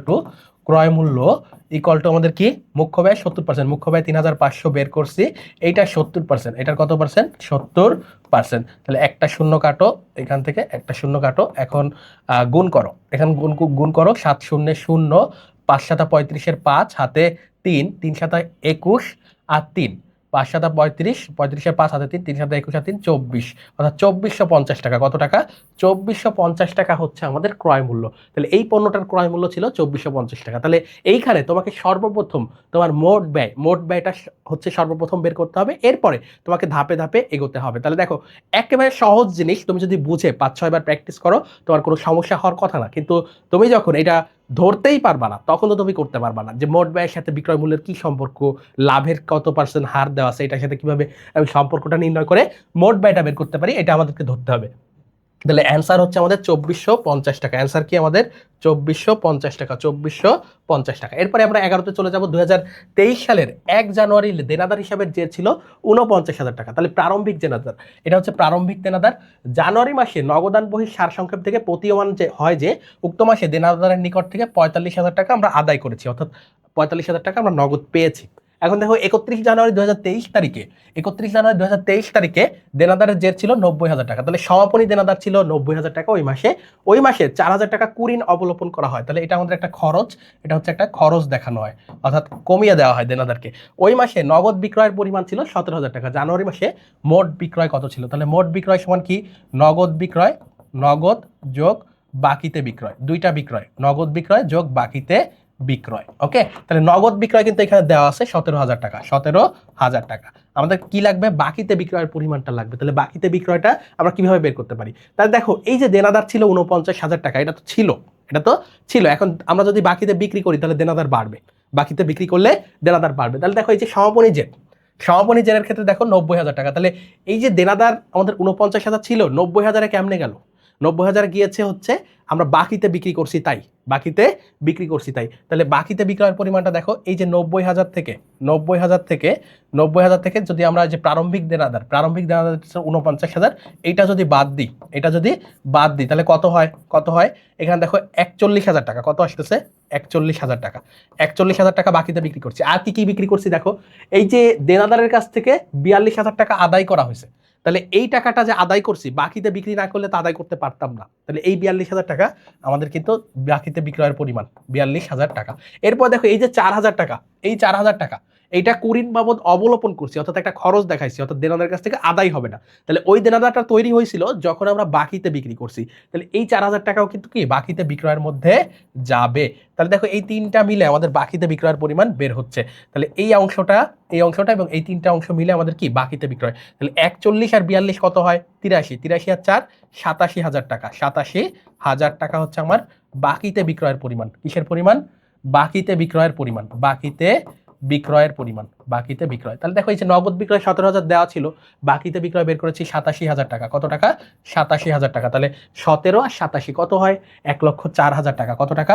1,04,000 টাকা। তাহলে আমাদের অ্যান্সার 1,04,000 টাকা ছিল মোট বিক্রয়ের পরিমাণ। মোট বিক্রয় কত ছিল? 1,04,000 টাকা। 12তে যাব আমরা হিসাব বিজ্ঞানের কোন রীতি বা কোন নীতি 5 বছর আয়ুষ্কাল সম্পন্ন একটি ক্যালকুলেটর ক্রয়ের সময় হিসাব রক্ষকে খরচ হিসাবে লেখার অনুমতি দেয়। তাহলে দেখো আমাদের বস্তুনিষ্ঠতার নীতি বলতেছে যে কোনো খরচ, ছোট জাতীয় ছোটখাটো কোনো খরচ যেটা অনেক দিন ধরে ব্যবহার করা যাবে, তারপরও ওইটাকে আমাদেরকে খরচ হিসাবে দেখাইতে হবে, সম্পদ হিসাবে দেখানো যাবে না। এর কারণ কি? এর কারণ হচ্ছে বস্তুনিষ্ঠতা। অর্থাৎ এমন বস্তু, ধরো তুমি হচ্ছে এই যে স্টেপলার মেশিনে যে আমরা পিন ব্যবহার করি, এই পিন তুমি যদি একসাথে 10 প্যাকেট কেনো, খরচ হবে 100 টাকা। কিন্তু এই 100 টাকা আমরা যদি এটা ধরো অনেক দিন ধরে ব্যবহার করা যাবে, এখন এটা যদি আমি সম্পদ হিসেবে দেখাই, তাহলে আমাদের ওই যে এত ছোট দশমিকে আসবে, ধরো একটা পিনের ব্যয় কত, এটা তুমি খরচে দেখাইতে পারবা। তো এই বিষয়গুলো বস্তুনিষ্ঠতা অনুসারে আমরা সম্পদ হিসেবে না দেখিয়ে বরং কি করতি, আমরা এটাকে খরচ হিসেবে দেখা দিই। ছোটোখাটো ব্যয়গুলো আমরা মণিহারি বা সাধারণ খরচ হিসাবে দেখিয়ে দিই। তাহলে এই যে ক্যালকুলেটর ক্রয়, এটাকে আমরা কি করব, আমরা অফিস সাপ্লাইজ সম্পদ না দিয়ে আমরা কি করব, খরচ হিসেবে, অফিস সাপ্লাইজ খরচ হিসেবে দেখাবো। এটা হচ্ছে আমাদের বস্তুনিষ্ঠতার নীতি অনুসারে। এটা আমাদের কি নীতি অনুসারে? বস্তুনিষ্ঠতার নীতি অনুসারে। তাহলে এটা আমাদের আসলো হিসাব বিজ্ঞানের নীতিমালা থেকে। তাহলে আমরা কতগুলো এমসিকিউ সলভ করলাম? 2022-23 শিক্ষাবর্ষে 12টি এমসিকিউ সলভ করলাম। এখন তোমাদেরকে দেখিয়ে দিব, আমি কিন্তু ক্লাসে বলেছি কোন জায়গা থেকে প্রশ্ন আসতে পারে, কি কি প্রশ্ন হতে পারে আগামীতে, এই সবগুলো বিষয় তোমাদেরকে বোঝানোর চেষ্টা করেছি। এখন তোমরা যদি এক নজরে দেখে নিতে চাও কোন জায়গা থেকে কি প্রশ্ন এসেছে, দেখো এই 12টি প্রশ্ন প্রত্যেকটা টপিক, প্রথমটি এসেছে হিসাব বিজ্ঞানের ভিত্তি থেকে, তারপরে 2 এবং 8 নম্বর এমসিকিউ এসেছে আমাদের আর্থিক বিবরণী বিশ্লেষণ থেকে, অর্থাৎ এই একটা অধ্যায় থেকে 2টা প্রশ্ন এসেছে, ব্যাংক সমন্বয় বিবরণী, রেওয়ামিল, অবচয়, সমন্বয়, জাবেদা, এই জায়গাগুলো থেকে একটা করে এমসিকিউ এসেছে 2022-23 শিক্ষাবর্ষে। এছাড়া এই অধ্যায়গুলো যেগুলো দেখছো এইখান থেকেও কিন্তু কি একটি করে এমসিকিউ আমরা দেখলাম। তাহলে এভাবে তোমাদেরকে প্রত্যেকটা প্রশ্ন বিষয়ে বলতে হবে। এবার আমরা 2022-23 শিক্ষাবর্ষে রিটেনগুলো যদি আমরা একটু দেখি, তাহলে কোন কোন জায়গা থেকে এসেছে এবং কিভাবে প্রশ্ন হতে পারে আমরা যদি একটু দেখার চেষ্টা করি। বলছে এমএন কোম্পানি একজনের 2018 সালে 60,000 টাকায় একটি ট্রাক ক্রয় করে, অনুমানকৃত ভগ্নাবশেষ মূল্য 12,000 টাকা। আয়ুষ্কাল 10 বছর ধরে সরলরৈখিক পদ্ধতিতে এর অবচয় ধার্য করা হয়েছিল। তাই দেখো 18 সালে কিনছি, 2018 সালের 1 জানুয়ারি কেনা হয়েছে, 31 ডিসেম্বর 2020 সালে অবচয় ধার্য করার পূর্বে, 2020 সালের অবচয় ধার্য করার পূর্বে ট্রাকের অবশিষ্ট আনুমানিক জীবনকাল 4 বছর ধরা হয় এবং ভগ্নাবশেষ মূল্য 2,000 টাকায় পরিবর্তন করার সিদ্ধান্ত নেওয়া হয়। এই অবস্থার পরিপ্রেক্ষিতে 2020 সালের অবচয় ব্যয় কত হবে? তাহলে দেখো প্রথম যে সিদ্ধান্ত ছিল, প্রথম যে স্বাভাবিক সিদ্ধান্ত ছিল, সেইটা অনুযায়ী 2018 এবং 19 সালের অবচয় ধার্য করা হয়েছে স্বাভাবিকভাবে, 20-এ এসে পরিবর্তনটা হয়েছে। তাহলে এই যে 18 সালে এবং 19 সালে কত অবচয় হয়েছিল, আমরা যদি সরলরৈখিক পদ্ধতিতে করি, যেহেতু সরলরৈখিক পদ্ধতির কথা বলা আছে, তাহলে সরলরৈখিক পদ্ধতিতে করি, তাহলে দেখো 60,000 ক্রয় মূল্য, ভগ্নাবশেষ মূল্য 12,000, তাহলে 60,000 মাইনাস 12,000 ডিভাইডেড বাই আয়ুষ্কাল কত? আয়ুষ্কাল হচ্ছে দেখো 10 বছর। আয়ুষ্কাল কত? 10 বছর। তাহলে দেখো এই 60,000 থেকে 12,000 যদি আমরা বাদ দিই, 60,000 থেকে যদি 12,000 বাদ দিই, 48,000 ভাগ 10 অর্থাৎ 4,800 টাকা। 4,800 টাকা হচ্ছে বার্ষিক অবচয়। এটা কি বার্ষিক অবচয়? প্রথম 2 বছরের অবচয়, বার্ষিক অবচয়, অর্থাৎ প্রথম 2 বছর এই 4,800 টাকা করে থাকবে, যেহেতু 18 এবং 19। তাহলে 18 আর 19, 2018 ও 2019 সালের যদি পুঞ্জীভূত অবচয় আমরা বের করতে চাই, সালের পুঞ্জীভূত অবচয়, কোন অবচয়? পুঞ্জীভূত অবচয়, পুঞ্জীভূত অবচয়, পুঞ্জীভূত অবচয়, এটা কত হবে দেখো? তাহলে এইটা হবে হচ্ছে আমাদের 2 বছরের সমান ছিল, অর্থাৎ 4,800 গুণ 2, 4,800 গুণ 2, তাহলে কত হলো? 9,600 টাকা, 9,600 টাকা। তাহলে এই 2 বছরে 9,600 টাকা অবচয় হয়েছে। তাহলে বই মূল্য কত থাকে? তাহলে দেখো বই মূল্যটা কত থাকে, এই 2 বছর পার হওয়ার পর বই মূল্য থাকে, বই মূল্য আমি এইখানে লিখতেছি যেহেতু জায়গা শর্ট তোমরা দেখতে পারবা না। তাহলে বই মূল্য কত থাকে? 60,000 থেকে যদি আমরা এই 9,600 বাদ দিই, 60,000 মাইনাস 9,600, 600, তাহলে কত হয়? 60,000 থেকে যদি আমরা 9,600 বাদ দিই, 50,400 টাকা থাকে আমাদের বই মূল্য। 50,400 টাকা থাকে আমাদের বই মূল্য। তাহলে এই যে বই মূল্য 50,400, এইবার আমাদের সিদ্ধান্ত পরিবর্তন হয়েছে 2020 সালে এসে। 2020 সালে এসে কি বলতেছে? এর জীবনকাল 4 বছর হয়ে যাবে, তাহলে বাকি থাকার কথা ছিল 8 বছর।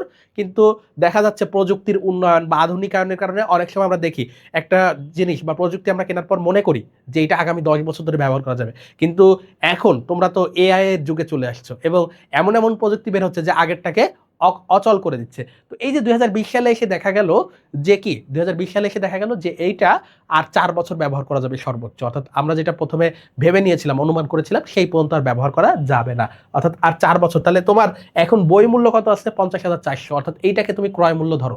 2020 সালে এসে এইটাকে তুমি ক্রয় মূল্য ধরবা 50,400 টাকা মাইনাস ভগ্নাবশেষ মূল্য এখন কত?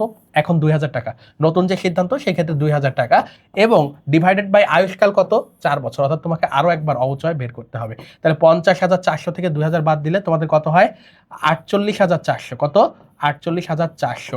এটাকে 4 দিয়ে ভাগ করো, 12,100। তোমরা যারা ভাগ পারো না তারা এইভাবে করবা। এই যে 48,400, এরপর এখানে ভাগ করলে দেখবা 12,100 আসে, কারণ এখানে 12 বার যায়। ওকে, 12 বার যায় 48, এরপরে 4 নামাও, 4 নামানোর পরে একবার যায়, এরপরে 4 হয়ে গেল, এরপরে 2টা শূন্য থাকে, 2টা শূন্য এখানে বসবে। তাহলে 12,100 হচ্ছে আমাদের অ্যান্সার। 12,100 হচ্ছে আমাদের কি 2020 সালের অবচয়। 2020 সালের অবচয় কত? 12,100।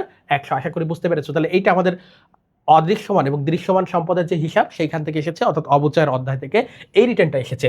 2-এ যাব, কুরিন আদায় হলো 50,000 টাকা, লেনদেনটির সমন্বয় জাবেদা কি হবে? তাহলে কুরিন কি? কুরিন হচ্ছে আমরা যখন ধরেছিলাম তখন আমরা কি লিখছিলাম? কুরিন ডেবিট, কুরিন সঞ্চিতি ক্রেডিট। তাহলে এই টাকাটা আবার আদায় হয়েছে, অর্থাৎ দেনাদারকেও কিন্তু আমরা কমিয়ে দিয়েছিলাম। তাহলে আমাদের দেনাদারটাও আবার কি হচ্ছে? বৃদ্ধি পাচ্ছে এবং নগদ টাকা আদায় হচ্ছে।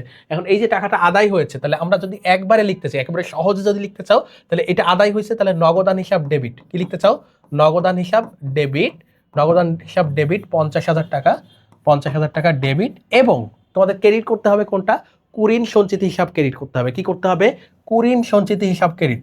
কুরিন সঞ্চিতি হিসাব ক্রেডিট। কুরিন সঞ্চিতি হিসাব ক্রেডিট 50,000 টাকা, 50,000 টাকা ক্রেডিট।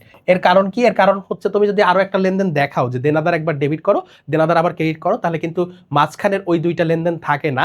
কেউ 2টা লেনদেন 2টা জাবেদা দিতে পারো এখানে, সেখানে দেনাদার একবার ডেবিট হবে, দেনাদার একবার ক্রেডিট হবে। তাহলে ওইটা আমাদের করার দরকার নেই, আমরা ডিরেক্ট নগদান হিসাব, যেহেতু নগদ টাকা পেয়েছি তাহলে নগদান হিসাব ডেবিট করব এবং কুরিন সঞ্চিতি হিসাবকে ক্রেডিট করব, তাহলেই আমাদের অ্যান্সার বের হয়ে যাবে। তাহলে কুরিন আদায় করা হলো 50,000 টাকা, এটা সমন্বয় জাবেদা থেকে এই প্রশ্নটা এসেছে। তাহলে যে কোনো ধরনের সমন্বয় আমাদের জন্য গুরুত্বপূর্ণ। ডিসেম্বর 31, 3-এ যদি আমরা আসি, ডিসেম্বর 31, 2022 তারিখে আদিব লিমিটেডের 2022 তারিখে আদিব লিমিটেডের চলতি সম্পদ আছে 1,20,000 টাকা, চলতি মূলধন আছে 30,000 টাকা। ওই তারিখে তড়িৎ অনুপাত 0.5:1 হলে মজুদ মালের মূল্য কত? তাহলে মজুদ মাল আমাদের তড়িৎ অনুপাত বা তড়িৎ সম্পদ কোনোটার মধ্যেই যায় না। মজুদ মাল যেহেতু একটা সম্পদ, এটা তড়িৎ সম্পদের মধ্যে যাবে না।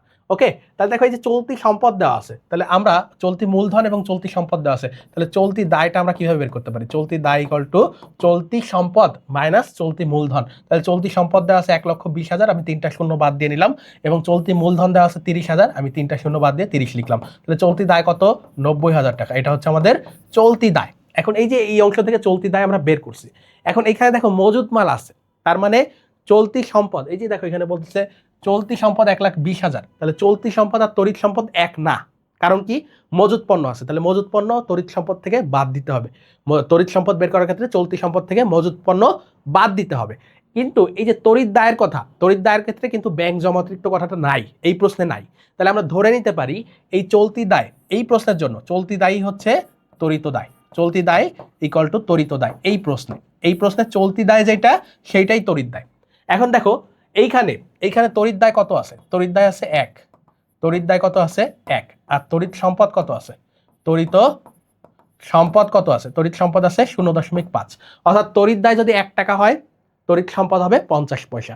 তাহলে এই যে তড়িৎ দায় যদি 90,000 হয়, তড়িৎ দায় যদি 90,000 হয়, কারণ কি 90,000 হওয়ার কারণ হচ্ছে চলতি দায়ী তড়িৎ দায় এই প্রশ্নে যেহেতু কোনো ব্যাংক জমা অতিরিক্ত নাই। তাহলে এই যে তড়িৎ দায় হচ্ছে 90,000 টাকা যদি হয় তাহলে তার অর্ধেক হবে চলতি সম্পদ, তড়িৎ সম্পদ, তার অর্ধেক কি হবে তড়িৎ সম্পদ। কারণ কি কি বলছে, তড়িৎ দায় 1 টাকা হলে তড়িৎ সম্পদ 50 পয়সা। তাহলে তড়িৎ দায় 90,000 টাকা হলে তড়িৎ সম্পদ কত হবে? এই যে তড়িৎ দায় যদি 90,000 হয় তাহলে আমাদের এটার অর্ধেক হবে হচ্ছে আমাদের তড়িৎ সম্পদ। এটার অর্ধেক করো, হাফ করো, হাফ করলে দেখো কত আসে। এই যে হাফ করলে আমাদের 45,000 টাকা। তাহলে তড়িৎ সম্পদ কত? এটার হাফ হচ্ছে আমাদের এই 45,000 টাকা। কত টাকা? 45,000 টাকা। তাহলে তড়িৎ সম্পদ হচ্ছে 45,000 টাকা। তাহলে এখন তড়িৎ সম্পদ আর চলতি সম্পদের মধ্যে পার্থক্য কোথায়? এই প্রশ্নে চলতি সম্পদ আছে 1,20,000, চলতি সম্পদ কত আছে? 1,20,000, আর তড়িৎ সম্পদ আছে 45,000। তাহলে মাঝখানের টুকু কি? এই প্রশ্নে তোমাকে হচ্ছে অগ্রিম খরচের কথা বলে নাই। তাহলে মাঝখানে শুধুমাত্র কি আছে? মজুদ পণ্য আছে। মাঝখানে শুধুমাত্র কি? মজুদ পণ্য বা সমাপনী মজুদ পণ্য বা মজুদ মাল আছে। তাহলে এই যে 1,20,000 থেকে, এই 1,20,000 থেকে 1,20,000 থেকে আমরা যদি 1,20,000 থেকে যদি আমরা 45,000 বাদ দিই, অর্থাৎ চলতি সম্পদ থেকে তড়িৎ সম্পদও যদি বাদ দিই, তাহলে মজুদ মাল পাবো। কি পাবো? মজুদ মাল পাবো। তাহলে মজুদ মালের সূত্র কি হবে? মজুদ মাল ইকুয়াল টু, আমি একটু লিখে দিই তোমাদেরকে, মজুদ মাল বা সমাপনী মজুদ পণ্য ইকুয়াল টু চলতি সম্পদ মাইনাস তড়িৎ সম্পদ, মাইনাস কি? তড়িৎ সম্পদ মাইনাস তড়িৎ সম্পদ। তাহলে চলতি সম্পদ কত? চলতি সম্পদ 1,20,000 এবং তড়িৎ সম্পদ কত? 45,000। তাহলে কত থাকে? তাহলে আমাদের থাকে হচ্ছে, দেখো 120 থেকে যদি তোমরা 45 বাদ দাও তাহলে কত থাকে? 120 থেকে যদি তোমরা 45 বাদ দাও তাহলে তোমাদের থাকে হচ্ছে 75,000। কত থাকে? 75,000, 75,000, অর্থাৎ 75,000 টাকা হচ্ছে তোমাদের চলতি সম্পদ। 75,000 চলতি সম্পদ না, মজুদ মাল হচ্ছে 75,000 টাকা। তাহলে এই প্রশ্নের অ্যান্সার তোমাদেরকে লিখতে হবে মজুদ মালের মূল্য হচ্ছে 75,000 টাকা। আশা করি বুঝতে পেরেছো। বেশ কয়েকটি স্টেপ, একটু স্টেপ বাই স্টেপ আগাইতে হবে, তাহলে খুব সহজে বের করতে পারবে ইনশাল্লাহ। 4-এ যাবো আমরা।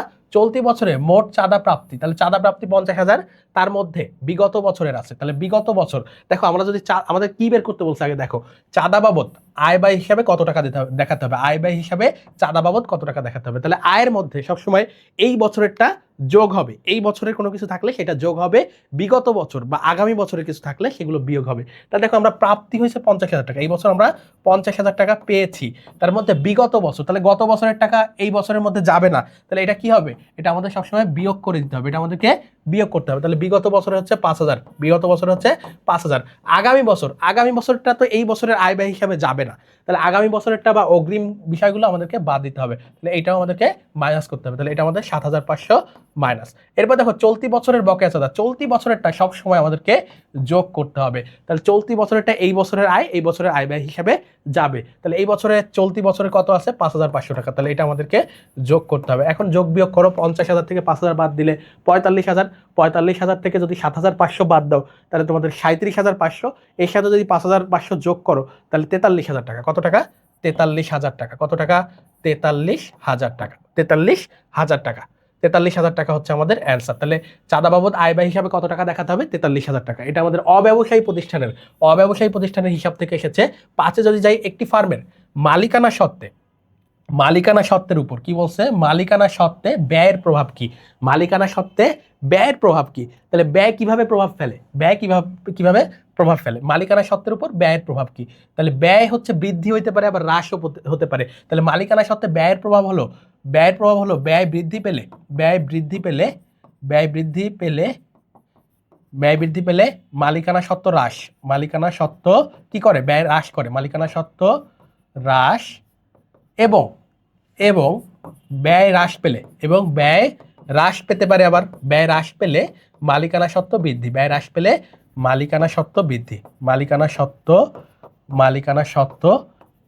ওকে, মালিকানা সত্ত্ব বৃদ্ধি, এটাই হচ্ছে প্রভাব। তাহলে ব্যয়ের প্রভাব হচ্ছে দুইটা, একটা ব্যয় বৃদ্ধি পেলে মালিকানা সত্ত্ব হ্রাস এবং ব্যয় হ্রাস পেলে মালিকানা সত্ত্ব বৃদ্ধি। এটাই হচ্ছে আমাদের ব্যয়ের প্রভাব। আমরা 6-এ চলে যাব। 6 নাম্বার কি এসেছে? তাহলে এই প্রশ্ন, পূর্বের প্রশ্নটা যদি তোমরা বলো, এটা হচ্ছে আমাদের লেনদেনের উপর, হিসাব সমীকরণের উপর লেনদেনের প্রভাব বা লেনদেন বিশ্লেষণ থেকে আমাদের এসেছে। এরপর আমরা 6-এ যাব। হালিম কোম্পানি করিম কোম্পানির কাছ থেকে 2/10 N30 শর্তে 3,000 টাকার পণ্য বিক্রয় করে। করিম কোম্পানি 500 টাকার বিনষ্ট পণ্য ফেরত পাঠায় এবং হিসাবটি 12টা সময়ের মধ্যে পরিশোধ করছে। তাহলে তারা বাট্টা পাবে, কত পার্সেন্ট বাট্টা পাবে? 2% বাট্টা পাবে। একটি চেক পাঠায়, চেকে টাকার পরিমাণ কত ছিল। তাহলে এই যে বারটা সময়ের মধ্যে পরিশোধ করলো, এর ফলে তারা বারটা বাদে কত টাকা পরিশোধ করেছে সেটাই হবে চেকের পরিমাণ। তাহলে দেখো 3000 টাকার পণ্য কিনছিল, 3000 টাকার পণ্য কিনছিল, 500 টাকার পণ্য ফেরত দিয়েছে, অর্থাৎ নিট ক্রয় হচ্ছে আমাদের 2500 টাকা। নিট ক্রয় বা নিট বিক্রয় হচ্ছে এখানে 2500 টাকা। 2500 টাকার উপরে 2500 টাকার উপরে আবার 2% বারটা পেয়েছে, 2% বারটা পেয়েছে, তাহলে 2% বারটা পাবে, অর্থাৎ 50 টাকা হচ্ছে নগদ বারটা। এই 50 টাকা কি নগদ বারটার পরিমাণ, নগদ বারটার পরিমাণ। তাহলে এই যে নগদ বারটা 50 টাকা বাদ দেওয়ার পর তারা যে চেকটা পাঠাইছে সেটার মূল্য হবে 2500 মাইনাস 50, 2500 মাইনাস, অর্থাৎ 2450 টাকা। কত টাকা? 2450 টাকা, অর্থাৎ 2400 তাদের চেকের যে প্রাপ্ত অর্থের পরিমাণ ছিল সেটা ছিল 2450 টাকা। আশা করি বুঝতে পারছো। সাথে বলছে একটি ব্যবসায় প্রতিষ্ঠানে শুরুতে সম্পত্তি ও দায়, শুরুতে সম্পত্তি ও দায় যথাক্রমে 3 লক্ষ টাকা ও 1 লক্ষ টাকা ছিল। সারা বছরে মালিক 50,000 টাকা বিনিয়োগ করে, তাহলে এই 50,000 হচ্ছে আমাদের অতিরিক্ত মূলধন। এটা হচ্ছে আমাদের কি অতিরিক্ত মূলধন। এবং 1 লক্ষ টাকা উত্তোলন করে। বছর শেষে সমাপনী মূলধন প্রারম্ভিক মূলধনের চেয়ে 20% বেশি। তাহলে সমাপনী মূলধন কত, এটা যদি আমাদেরকে বের করতে হয়, তাহলে দেখো আমাদের প্রারম্ভিক মূলধন কত আছে, এটা কি দেওয়া আছে? তোমরা বলবা যে না দেওয়া নেই, কিন্তু পরোক্ষভাবে দেওয়া আছে। কারণ কি, এই সম্পদ থেকে আমরা যদি দায় মাইনাস করি, সম্পদ থেকে, অর্থাৎ এ থেকে যদি তোমরা এল মাইনাস করো তাহলে কি পাবা? তাহলে ওই পাবা। তাহলে কি পাবা? ওই পাবা। অর্থাৎ প্রারম্ভিক ওই কিন্তু পরোক্ষভাবে দেওয়া আছে। তাহলে তোমাদের সম্পদ কত ছিল? 3 লক্ষ টাকা। 3 লক্ষ টাকা। তাহলে আমরা প্রথমেই প্রারম্ভিক মূলধনটা একটু বের করি। প্রারম্ভিক মূলধন কত ছিল? এই যে 300 ছিল, 3 লক্ষকে আমি 300 লিখছি, 3টা শূন্য বাদ দিয়ে। এবং দায় ছিল, সম্পদ ছিল হচ্ছে 3 লক্ষ, দায় ছিল 1 লক্ষ, তাহলে 100 লিখলাম। তাহলে প্রারম্ভিক মূলধন ছিল মূলত 2 লক্ষ টাকা। প্রারম্ভিক মূলধন ছিল কত? 2 লক্ষ টাকা। এরপরে আমাদেরকে বলছে, একটা শর্ত দিয়েছে যে সমাপনী মূলধন হচ্ছে প্রারম্ভিক মূলধনের চেয়ে 20% বেশি। তাহলে সমাপনী মূলধন কত হবে? সমাপনী মূলধন হবে এই যে 2 লক্ষ টাকা, এই 2 লক্ষ টাকা 200 লিখলাম আমি, যোগ হচ্ছে এটার 20% বেশি। তাহলে এই 2 লক্ষ টাকার 20% কত হয়? 40,000। এটার 20% কত হয়? এটার 20% হয় 40,000। 40,000, ওকে, 40,000। তাহলে এই 40,000 যোগ হবে, তাহলে 2,40,000। 2,40,000 হচ্ছে আমাদের কি সমাপনী মূলধন। তাহলে প্রারম্ভিক মূলধন এবং সমাপনী মূলধন দুইটাই পেয়ে গেল। এখন তোমাকে কি বের করতে বলছে? লাভ বা ক্ষতির পরিমাণ। তাহলে এই প্রশ্নটা তোমরা দেখে, ধরন দেখে বুঝতে পারছো যে এটা একতরফা দাখিলার অঙ্ক, অর্থাৎ সমাপনী মূলধন, প্রারম্ভিক মূলধন, অতিরিক্ত মূলধন, উত্তোলন সবকিছু দেওয়া আছে। তাহলে একতরফা দাখিলা পদ্ধতির ক্ষেত্রে আমরা লাভ বা ক্ষতির সূত্র কি জানি? লাভ বা ক্ষতি সমান আমরা কি জানি? সমাপনী মূলধন যোগ উত্তোলন, যোগ কি উত্তোলন, মাইনাস প্রারম্ভিক মূলধন মাইনাস কি মাইনাস অতিরিক্ত মূলধন। এখন দেখো অনেকেই হচ্ছে এইখানটাতে মাইনাস দেয় এবং ব্র্যাকেট দিয়ে এইখানে প্লাস দেয়। আমি ব্র্যাকেট দিচ্ছি না, এই জন্য 2 জায়গায় মাইনাস দিয়েছি। কনফিউজ হওয়ার কোনো কারণ নেই, এটা করলেও কোনো সমস্যা নেই, সহজে করার জন্য করতেছি। এখন দেখো সমাপনী মূলধন কত? সমাপনী মূলধন হচ্ছে আমরা বের করেছি 2,40,000। 2,40,000 যোগ উত্তোলন কত? দেখো উত্তোলনের পরিমাণ দেখো কত দেওয়া আছে? 1 লক্ষ টাকা। 1 লক্ষ টাকা উত্তোলন করে, 1 লক্ষ টাকা উত্তোলন করে। প্রারম্ভিক মূলধন কত দেওয়া আছে? দেখো প্রারম্ভিক মূলধন দেওয়া আছে, আমরা দেখেছি যে 2 লক্ষ টাকা। কত দেওয়া আছে? 2 লক্ষ টাকা। অতিরিক্ত মূলধন কত দেওয়া আছে? অতিরিক্ত মূলধন 50,000 টাকা আছে, 50,000 টাকা আছে। তাহলে 3,40,000 থেকে যদি তোমরা 2.5 লক্ষ বাদ দাও, তাহলে 90,000 টাকা হচ্ছে আমাদের প্লাসে আসে। প্লাস ভ্যালু দেখো, এটার আগে মাইনাস আসে নাই, তাহলে প্লাস আসছে মানে কি লাভ হয়েছে। তাহলে আমাদের কি লিখতে হবে? লাভ 90,000 টাকা। লাভ হচ্ছে 90,000 টাকা। আশা করি বুঝতে পেরেছ। তাহলে একতরফা দাখিলা পদ্ধতি থেকে তোমাদের এই যে এখানে লাভ ক্ষতির কথা বলছে, কখনো বলবে সমাপনী মূলধন বের করতে, কখনো উত্তোলন বের করতে বলতে পারে, প্রারম্ভিক মূলধন বের করতে বলতে পারে, অতিরিক্ত মূলধন বের করতে বলতে পারে। ওকে, এরপর আমরা সর্বশেষ যে লিখিত প্রশ্ন 8 নং রিটেন, এইটাতে আমাদেরকে বলছে একজন উৎপাদনকারী একটি পণ্যের 15,600 ইউনিট প্রস্তুত করতে প্রত্যক্ষ কাঁচামাল বাবদ 10,500 টাকা, প্রত্যক্ষ শ্রমে 21,000 টাকা, উৎপাদন উপরিব্যয় 15,300 টাকা, প্রশাসনিক উপরিব্যয়, দেখো প্রশাসনিক উপরিব্যয় 15,600 এবং বিক্রয় উপরিব্যয় 31,200 টাকা খরচ করেন। প্রতিটি ইউনিটের উৎপাদন ব্যয় কত? প্রতিটি ইউনিটের উৎপাদন ব্যয় কত? কি উৎপাদন ব্যয় কত, এটা আমাদেরকে জানতে চেয়েছে। তাহলে এই যে উৎপাদন ব্যয়ের মধ্যে কখনোই এই যে প্রশাসনিক খরচ আসে না, বিক্রয় খরচ আসে না। এর পূর্বে তোমরা যে মুখ্য ব্যয়ের অংশ দেখো, প্রত্যক্ষ কাঁচামাল, প্রত্যক্ষ শ্রম, এই দুইটা আসবে এবং পাশাপাশি উৎপাদন উপরিব্যয় এইটা আসবে। তাহলে উৎপাদন ব্যয়ের মধ্যে আমরা 3টা জিনিস আসবে। এই যে প্রত্যক্ষ কাঁচামাল আসবে, কি আসবে? প্রত্যক্ষ কাঁচামাল আসবে এবং কি আসবে? প্রত্যক্ষ শ্রম আসবে এবং উৎপাদন উপরিব্যয় আসবে। তাহলে এইটা দিয়ে আমরা কি বের করতে পারি? উৎপাদন খরচ, মোট উৎপাদন খরচ, মোট উৎপাদন খরচ, মোট উৎপাদন খরচ। তাহলে মোট উৎপাদন খরচ কত হয় দেখো তোমরা, মোট উৎপাদন খরচ আমরা যদি যোগ করি, দেখো এখানে কত আছে 10,500, 10,500 যোগ আমাদের 21,000 যোগ 21,000 যোগ হচ্ছে উৎপাদন উপরিব্যয় হচ্ছে 15,300, কত 15,300। তাহলে এই তিনটা উপাদান যদি আমরা যোগ করি তাহলে কত পাই, 10,500 আর 21,000, তাহলে 31,500 যোগ 15,300, তাহলে 21 আর 10 31,500 যোগ 15,000 31,500, তাহলে 46,800 টাকা কত আসতেছে, 46,800। 46,800 হচ্ছে আমাদের এই উৎপাদন খরচ। এটা কি উৎপাদন খরচ। এখন আমাদেরকে বলেছে প্রতি ইউনিট বা একক প্রতি, বা কি বলেছে একক প্রতি উৎপাদন ব্যয়। তাহলে এই যে আমাদের 46,800 টাকা আসলো, এই যে আমাদের 46,800 টাকা আসলো, 46,800 টাকা আসলো, এটা হচ্ছে কত ইউনিটের জন্য, এটা আমাদের 15,600 ইউনিটের জন্য। এটা আমাদের কত ইউনিটের জন্য, 15,600 ইউনিটের জন্য। তাহলে একক প্রতি উৎপাদন ব্যয় কত হবে, তাহলে দেখো এই 46,800কে তোমরা যদি 15,600 দিয়ে ভাগ করো, 15,600 দিয়ে ভাগ করো, তাহলে কত আসে, এই দুইটা শূন্য কিন্তু তোমরা কেটে দিতে পারো। এখন এই 468-র মধ্যে 156 কয়বার যায়, দেখো 3 বার যাওয়ার সম্ভাবনা বেশি। 156কে যদি তোমরা 468 দিয়ে ভাগ করো তাহলে 3 বারই যাবে। 3 6 18, 8 হাতে 1, 3 5 15, আর 1 16 6, 3 1 3 আর 1 4, তাহলে 3 বার যায়। তাহলে 3 টাকা হচ্ছে তোমার কি, 3 টাকা হচ্ছে একক প্রতি উৎপাদন ব্যয় বা প্রতি ইউনিটের উৎপাদন ব্যয়। তাহলে এইভাবে তোমাদেরকে প্রশ্ন করতেছে। এই ছিল আমাদের 8টা রিটেন 2022-23 শিক্ষাবর্ষের। এইভাবে যদি তোমরা রিটেন প্রশ্ন বিশ্লেষণ করো এবং কোন টপিক থেকে এসেছে, যেমন দৃশ্যমান সম্পদ, প্রাপ্য হিসাব, আর্থিক বিবরণী বিশ্লেষণ, অব্যবসায়ী হিসাব সমীকরণ, লেনদেন বিশ্লেষণ, নগদ বার্তা, একতরফা দাখিলা, উৎপাদন ব্যয় হিসাব বিজ্ঞান, এই 8টা টপিক থেকে প্রত্যেকটা থেকে একটা করে এমসিকিউ এসেছে, রিটেন এসেছিল আমাদের 2022-23 শিক্ষাবর্ষের রিটেন প্রশ্নে। তাহলে এইভাবে তুমি যদি প্রত্যেকটা ইয়ারের, অর্থাৎ সর্বনিম্ন তোমাকে 5 বছরের প্রশ্ন বিশ্লেষণ করতে হবে হিসাব বিজ্ঞানের ক্ষেত্রে, এবং প্রত্যেকটা ইয়ারে যদি তুমি এভাবে টপিক আইডেন্টিফাই করে কিভাবে পড়লে বা কিভাবে সম্ভাব্য প্রশ্ন আসতে পারে এই বিষয়গুলো যদি তুমি দেখতে পারো, বুঝতে সক্ষম হয়, তাহলে তোমার হিসাব বিজ্ঞান নিয়ে কোনো চিন্তা থাকবে না এবং তোমার পড়াটা হবে খুবই স্মুথ, খুবই ইজি ওয়েতে তুমি প্রথম থেকে শুরু করতে পারবা ইনশাল্লাহ।